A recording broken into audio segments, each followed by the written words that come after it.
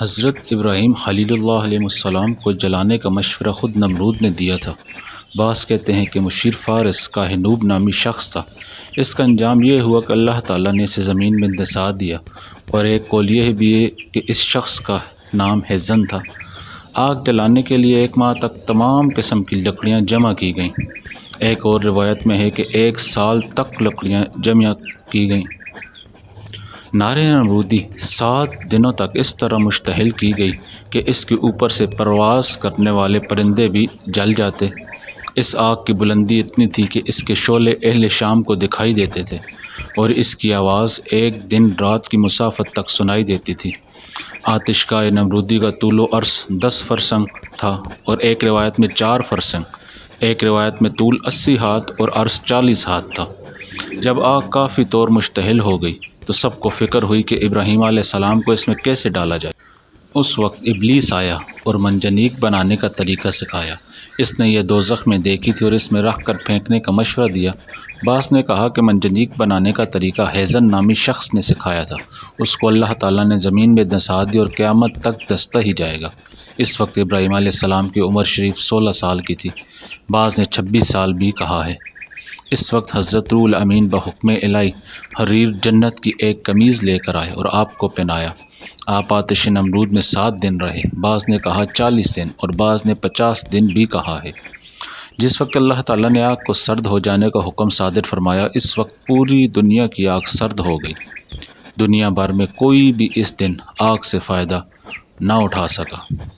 ایک دوسری روایت کے مطابق 7 شبانہ روز، اور تیسری روایت کے مطابق 40، اور چوتھی روایت کے مطابق 70 شبانہ روز پوری دنیا بھر کی آگ سرد رہی۔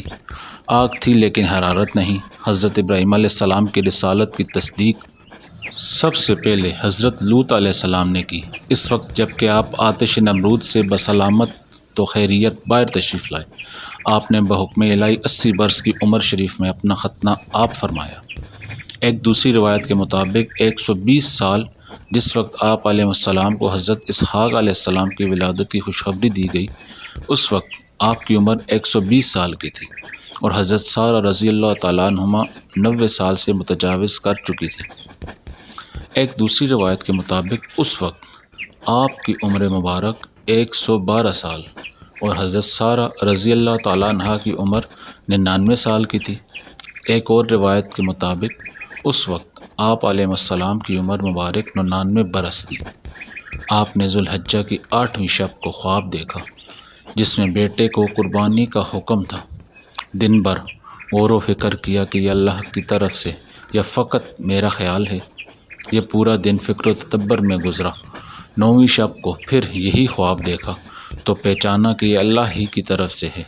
اس لیے 8ویں تاریخ کا نام یوم الترویہ یعنی غور کرنے کا دن، اور 9ویں تاریخ کا نام یوم العرفہ یعنی پہچاننے کا دن رکھا گیا۔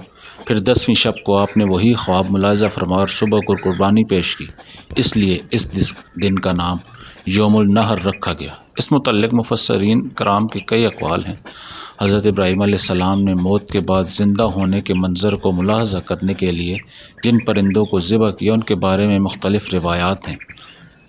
مور، مرغ، کبوتر اور کوا، مور، مرغ، کبوتر اور گدھ، مور، مرغ، کبوتر اور کلنگ، مرغابی، سیمرغ کا بچہ، مرغ اور مور۔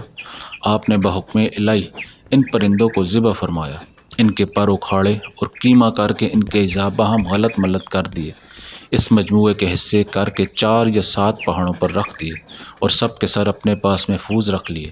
پھر فرمایا چلے آؤ حکم الہی سے، آپ جس جانور کو آواز دیتے اس کے برے ہوئے پر اور اعضاء ادھر ادھر سے اڑتے اور آپس میں جڑ جاتے اور خون کے ساتھ ملتا ہوا اڑتا ہوا آپ کے پاس آتا۔ آپ اسے دوسرے پرندوں کا سر دیتے تو وہ قبول نہ فرماتا، خود اس کا سر دیتے تو جڑ جاتا۔ خدا کی قدرت کا یہ ایمان افروز نظارہ حضرت خلیل اللہ نے بچشم سر دیکھا۔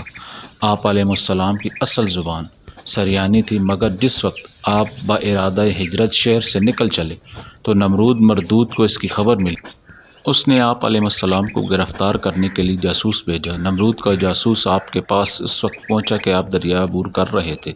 اس وقت رب تقدس و تعالی نے آپ کی زبان سریانی سے عبرانی تبدیل فرما دی۔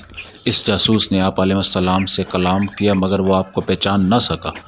حضرت ابو ہریرہ رضی اللہ تعالیٰ عنہ کی روایت کے مطابق آپ علیہ السلام کی عمر شریف 200 سال ہوئی ہے، اور امام نووی وغیرہ کے مطابق آپ علیہ السلام 175 سال اس دار دنیا میں تشریف فرما رہے۔ ایک اور قول 195 کا بھی ہے۔ آپ علیہ السلام کی قبر پر انوار جبرون میں واقع ہے۔